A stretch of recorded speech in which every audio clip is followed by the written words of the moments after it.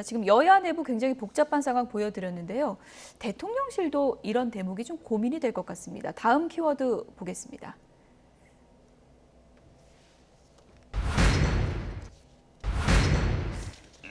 인사 문제 얘기하는데 전 정권 장관 중에 훌륭한 사람 봤나?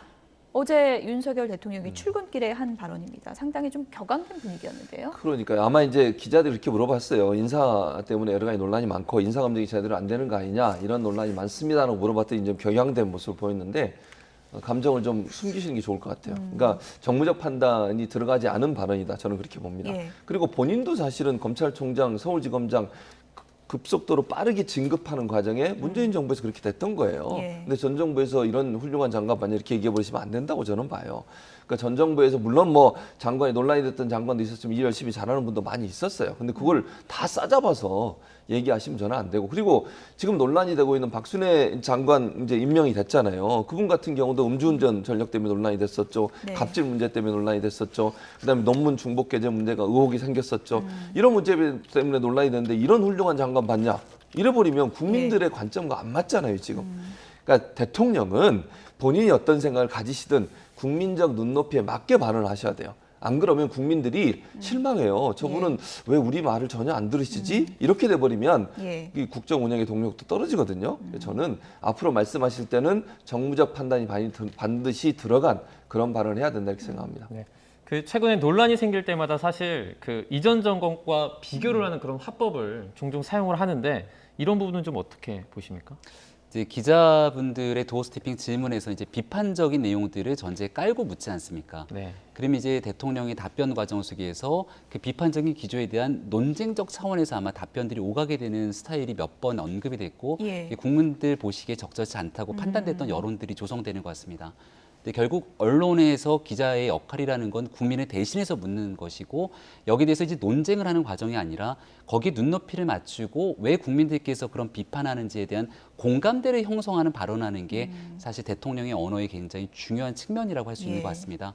대통령실에서도 여러 오늘 아침 도어 스태핑에서 해당되는 질문들에 대해서 뽑아보면 아마 한 10가지에서 20가지 정도의 질문 내에서 거의 모든 것들이 정리가 될 겁니다. 예. 또 거기에 대해서 국민의 눈높이에 맞춰서 공감을 형성할 수 있는 답변을 정리하게 되면 도어 스태핑으로 충분히 소통하고 그 우려를 받아듣고 또 더 잘해나갈 수 있는 내용을 긍정적으로 끌어나갈 수 있을 것이기 때문에 지금 현재 비판적 기조에 대한 여러 내용들에 대해서 너무 뼈아프게 생각하기보다는 반면 교사로 좀 삼아가면서 전 정부에 대한 일들까지도 더 잘해나갈 수 있는 기회라는 생각을 가지면 충분히 보완될 수 있을 거라고 지금 생각합니다. 누가 준비해 주는 건 아니죠?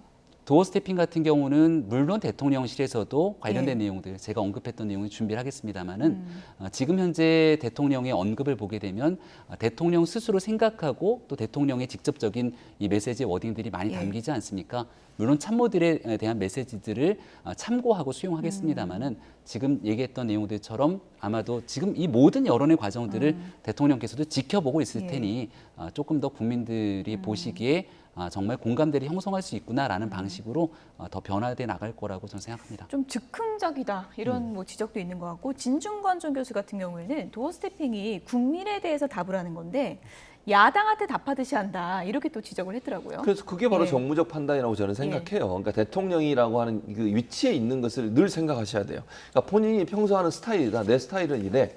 이렇게 얘기하셔서는 안 된다는 말씀을 드리는 거예요. 왜냐하면 대통령이 말씀 한마디 한마디는 국민들한테 그대로 다 정부의 어떤 입장으로 받아들여지고요. 예. 대통령의 생각으로 받아들여져요. 근데 그게 평상시에 그냥 일반으로 있을 때는 뭐 넘어갈 수 있는 부분이 있지만 그 말의 무게감이라고 하는 것은 그 어떤 말의 무게감보다 커지는 거 아니겠어요? 그러면 여러 번 생각해서 가장 일반적이고 그리고 문제를 발생시키지 않을 수 있는 답변이 이루어져야 돼요. 그래야 왜냐하면 국민 여론은 거기에 확확 뒤집히거든요. 그렇죠. 그 말 한마디 한마디. 그리고 경제도 영향을 받고요. 정치사회 문화가 다 영향을 받을 수 있는 발언이기 때문에 도어 스태핑이 좋은 의미로 시작을 했지만 결국 그것 때문에 발목이 잡히는 상황이 되면 안 돼요. 계속 하는 건 좋다고 보세요? 저는 그것도 좀 줄였으면 좋겠어요. 개인적인 생각이에요. 예. 그리고 차라리 그냥 저는 아니면 한 달에 한 번 정도 기자회견을 하면 어떨까 이런 생각도 들어요. 좀 시간을 길게 해갖고 예. 그냥 단답형으로 가다 보니까 그런 논란이 생길 수도 있으니까 그러면 아예 한 달에 한 번씩 좀 더 자주 기자들 만나서 현안에 대해서 좀 시간을 갖고 깊이 얘기하다 보면 본인이 뭐 한 말에서 추가적인 질문 받고 또 답변하고 이럴 수도 있는 거잖아요. 근데 매일 도어 스태핑을 하다 보면 그냥 단답형으로 이루어지고 짧은 시간에 이루어지고 준비되지 않은 답변이 나올 수도 있으니 차라리 그냥 한 달에 한 번 정도 기자회견 좀 더 자주 해서 예. 충분히 한 1시간이든 30분이든 얘기하고 답변 받고 이런 일이 있어지면 조금 더 낫지 않을까 개인적으로 그런 생각이 있습니다. 예. 네. 윤 대통령이 이제 박순애 장관에게 임명장 수여하면서 한 말도 조금 논란이 됐습니다. 뭐 야당과 그리고 언론에게 공격받느라 뭐 고생했다 이런 말을 했는데요. 이건 어떻게 보셨습니까? 아마 이제 임명하는 과정에서 굉장히 많은 논란이 있었고 본인 스스로도 고통스러웠을 상황이기 때문에 기죽지 말고 열심히 일하라고 하는 격려의 차원이었을 거라고 생각을 합니다. 네. 하지만 이 내용을 바라보면 박순애 장관이 가지고 있었던 음주운전 경력이라든지 많은 비판적 문제에도 불구하고 임명을 강행했기 때문에 비판적인 기조로 바라보는 국민들 입장에서는 대통령의 발언이 더 부적절하다고 생각되는 국민들도 있을 것이기 때문에 조금 더 여러 어려움이 있었지만 국민들께서 많은 우려를 지적하는 만큼 그 이상의 성과를 내기 위해서 열심히 노력해라라는 방식으로 말씀을 주시면 더 많은 국민들과 공감할 수 있었을 거라고 생각합니다. 예. 인사 논란 계속되고 있는 상황에서 또 한 사람이 있습니다. 송홍열 공정거래위원장 후보자요. 네. 일단 과거 부적절한 발언에 대해서 본인은 이제 사과를 했는데 사과로 끝날 일인가 또 이런 시각도 있고요. 그러니까요. 그것도 예. 사실 문제라고 봐요. 왜냐하면 그 발언의 수위와 내용이라고 하는 것이 여성에 대한 어떤 편견과 잘못된 생각을 갖고 있다고 느낄 정도예요. 예를 들면 뭐 그 내용이 본인도 인정한 겁니다. 얼굴에 대해서 평가를 하잖아요. 상중하. 그게 말이 되는 얘기입니까 지금? 네. 있을 수 없는 얘기라고 저는 생각. 그리고 예. 뭐 특정 남학생과 여학생의 뭐 관계에 대해서도 얘기하고 이런 얘기를 할 수가 있는 건지 아무리 술에 취했다 하더라도요. 기본적으로 그런 생각이 없다고 하면 그런 말을 할 수가 있을지 하는 의문이 생길 수밖에 없어요. 여성분들 입장에서 얼마나 이게 불쾌하겠습니까?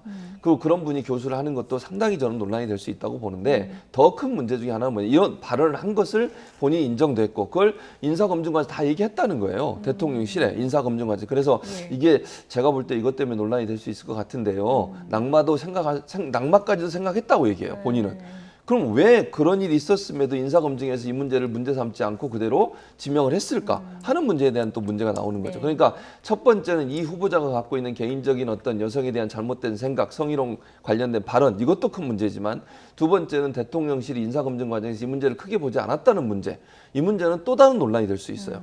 그러니까 이런 문제가 사회적으로 논란이 되지 않는다고 생각했는 건지 아니면 그냥 사과하고 끝났으니까 끝나는 문제인 것인지 우리 사회는 사과했다고 해결되는 문제와 해결되지 않는 문제가 있어요. 음주 문제, 여성에 관련된 성희롱 관련된 문제 이런 문제는 사과했다고 문제가 해결되는 게 아니잖아요. 네. 근데 그런 문제를 걸러서 미리 좀 이분을 지명하지 않고 다른 분 좋은 분도 찾았으면 될 텐데 대통령실이 그런 부분들을 또 인사검증관에서 넘어갔다고 하는 것이 네. 인사검증의 부실이라고 하는 문제의 지적을 또 피할 수 없는 상황이 됐다고 보입니다. 알고도 지명했다 이 부분을 이제 지적해 주셨는데 어떻게 네, 보십니까? 본인이 이제 겸허하게 인정하고 사과했다는 측면들을 가지고 임명을 한 것으로 보입니다만은 청문회를 거쳐야 됩니다. 아마도 이 공정거래위원장 후보자에 대한 인사청문회가 진행되게 된다면 굉장히 큰 뉴스가 되고 이 발언들과 혹은 또 다른 발언들 과거에 있었던 내용들까지 진행되게 되면 여론에 어떤 영향을 미치게 될지가 좀 우려가 되는 측면들이 있습니다.